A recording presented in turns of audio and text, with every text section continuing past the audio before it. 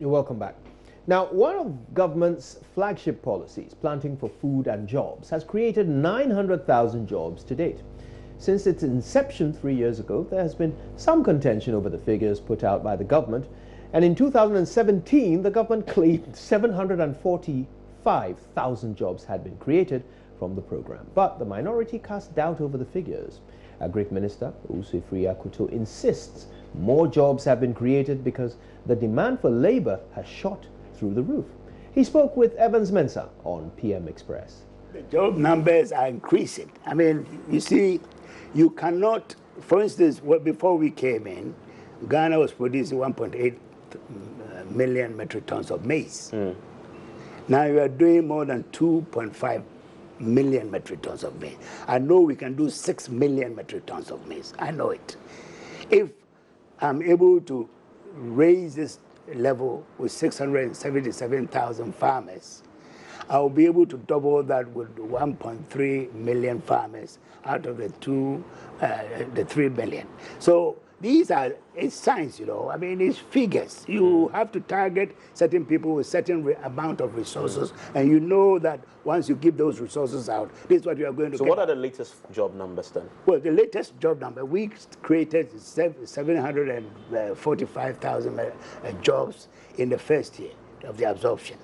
It has gone up to something like 900,000 jobs now, and we intend that it will go up because you see, if you are 900,000 jobs in the agric sector on the back of planting for food and jobs alone. But how do you verify that?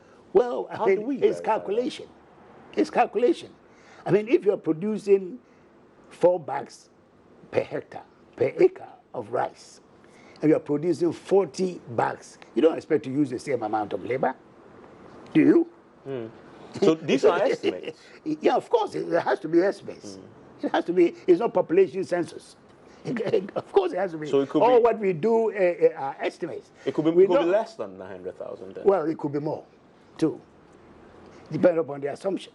But we know that we are creating the jobs because the demand for labor is shooting through the roof. Now, joining me on the phone line is Edward Kareweh. He's the General Secretary of the General Agriculture Workers Union. Mr. Kareweh, good afternoon. Thank you for speaking to us. Let's first do a quick assessment of the Minister's statement on the progress made on planting for food and jobs. Now, he claims a lot of jobs have been created. How do we measure that?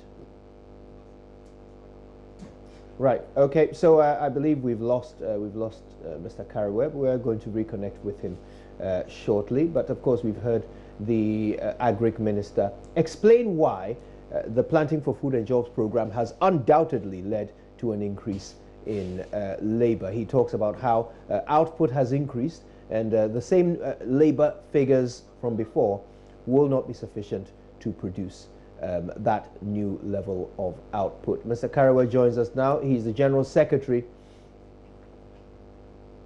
and he's on the phone line.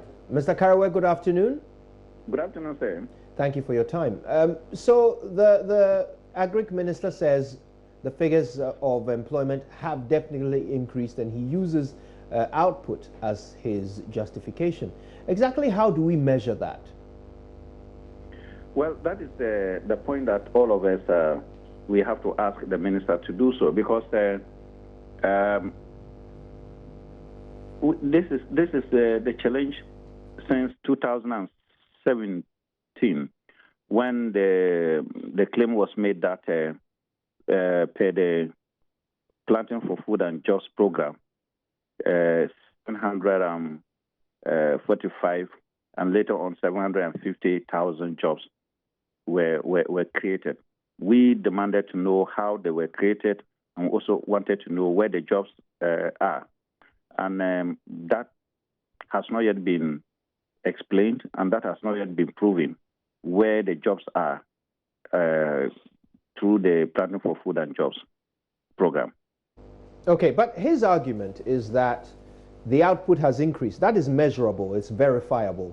So if indeed the tonnage of our produce has gone up, does it not follow, does it not stand to reason that it would require more labor in order to produce this increased output? You know, when you talk about labor, are you talking about labor that leads to remuneration, or you are talking about labor that just man hours? Look, if you have a certain quantity that is two acres and more, or up to 5 acres, and because you have now subscribed to the improved seed and then the fertilizer for the same acreage, your output goes up. And because your output goes up, you automatically need additional hands to be able to deal with the output. To some extent, yes, but it is not necessarily the case that when your output goes up, you must have additional hands to take care of it, because it doesn't factor in that way. So that is where it is not scientifically determined. And the figures that came out as jobs that have been created with the program are it's so questionable, in the sense that it's so huge that you can't generate those type of jobs using a program that was targeting only 5 crops. Even now, though it has been extended to cover other crops, you cannot generate those type of jobs or that number of jobs. So it's quite theoretical analysis, but on the ground, where are the jobs? Because those jobs cannot be factored in anywhere. You can't identify them, and jobs are tangibles. Jobs are not. We have not yet reached a situation whereby you can do agriculture with technology that does not allow the physical presence of the one who is providing the labor. So, Mr. Kareweh, let me ask you this. You have an association, a union. Instead of simply disputing the government's figures, have you done anything about gathering your own data so that we can have at least one reliable source? Well, there's one thing. If something is wrong, you don't need to come with another alternative to prove that that thing is wrong. The point is that they are claiming that the jobs have been created. Now, I think that whoever is interested in jobs creation, just like we are interested in job creation, should ask them, they should show you the jobs. Because jobs are very verifiable. You have a job and you are in the studio there, I can always locate you at Joy there. If you are not there, they will say you have gone somewhere. But I am also having a job. You know where you can find me. If I'm not in my office, I may probably be somewhere else. And that is the case with jobs. So if you cannot, they should be able to show us where the jobs are. Even the ministry itself has indicated that those jobs they say they have created do not pay income tax, do not pay the statutory taxes, and so on. That is also one of the reasons to show that the jobs they are talking about, they themselves, if you hold them to it, they will not be able to point you to the jobs. So, Mr. Kareweh, are you saying that you are only, as a union, you are only interested in showing that the government is wrong, but not in actually solving the problem of a lack of data on labor figures? We are not. The fact that we have not done that does not mean that if government comes out with a certain figure or policy, we should not look at it. I appreciate that point. I appreciate that point, but I'm asking, why won't your union consider using its influence to perhaps start gathering that data from your members, at least, on how many people are working in these sectors? You are asking for, that is an advice you are giving us. No, sir. And then we may consider that advice. But you see, we have a statutory body in this country which is responsible for providing statistics for all of us. The statistical services unit of government is there, and they provide that. We don't expect individuals to come and give their own data that this is what the jobs that we have. And we are just being practical. We are not trying to be just, you can calculate this by the fact that output has gone up, therefore jobs will also go up by this. We are not interested in that type of analysis. We are interested in the practicality.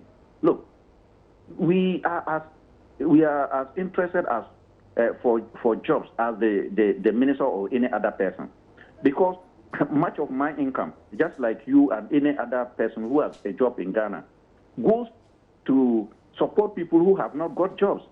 So if jobs are created, certainly it inures to everybody's benefit. So we are very much interested in job creation as much as the minister or any other person.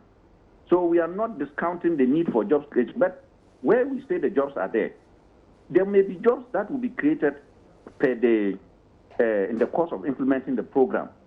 But those jobs will not be astronomical like as indicated. It is the levels of jobs that have been created that baffles everybody. And we are now going to ask that where are the jobs that you said you have created? And I think that these are legitimate questions, and they should be rather responded to than to be looking for a situation where we should come out with an alternative. Very well. Thank you very much for your time with us, Mr. Kareweh, who represents the General Agricultural Workers Union.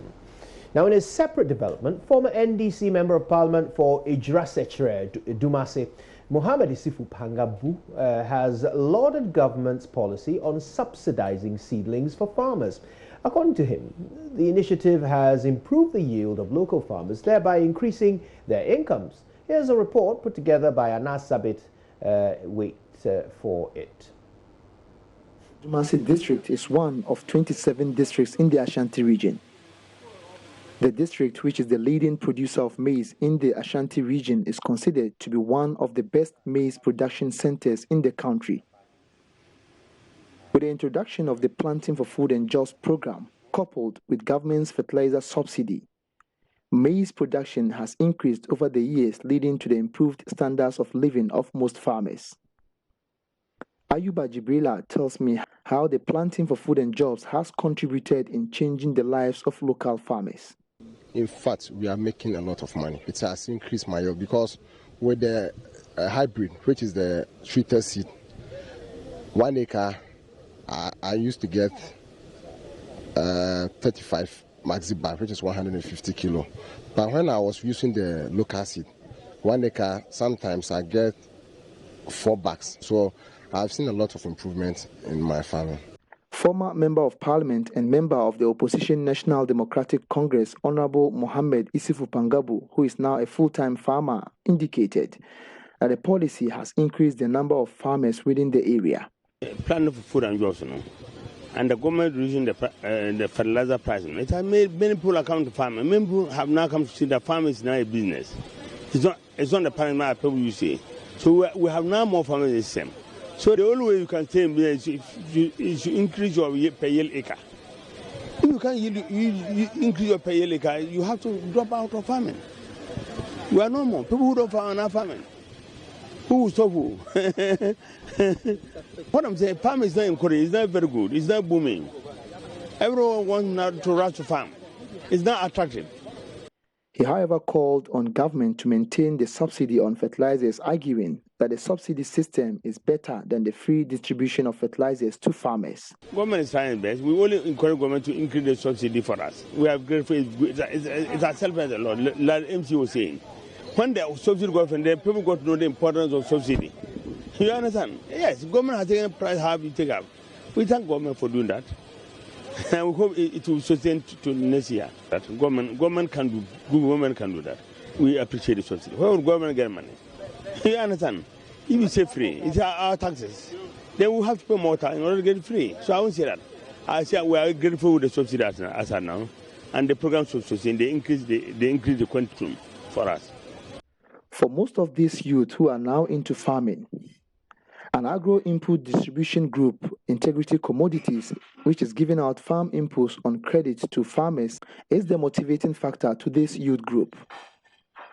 The group, as part of its corporate social responsibility, has renovated the district's Agric department to enhance efficiency of staff. Mr. Gideon Kareweh is the managing director of Integrity Commodities. Integrity Commodities is into selling of agricultural inputs, specifically hybrid seed, chemicals and fertilizer to farmers. So what we are trying to do is to increase smallholders, farmers' productivity by increasing yields. That's why we introduced the hybrid seed to them. We also realize that most of the farmers cannot afford the hybrid seed. So we give it to them on credit. The fertilizer to some cannot afford. We give them credit. We run the input credits where farmers are supported to produce. And then they pay us back in time for the fertilizer, the needs or rights that they produce. Municipal Chief Executive of the area, Mr. Mohammed Salisu Bamba, tells me how the people of Adra are embracing the Planting for Food and Jobs subsidized fertilizers. I can say Planting for Food and Jobs is actually the messiah that Idris has seen in the past years. Just recently, this minor season, there's been shortage of the Planting for Food and Job fertilizer. And that is when I really realized that farmers are benefiting from the Planting for Food and Job greatly, because when there was a shortage for about a week, the number of calls that I received, we cannot find Planting for Food and Job fertilizer to buy. So we have to even call these integrity committee people to try as much as they can to bring in fertilizers in the municipality immediately. They brought, I think, about 12 trucks. Each truck is taking about 800. And within 2 days, all the trucks that they brought got finished. He's, however, worried at the fact that some Planting for Food and Jobs fertilizer dealers are selling the government subsidized fertilizers at a higher price due to its shortage. We are facing some challenges. And the challenge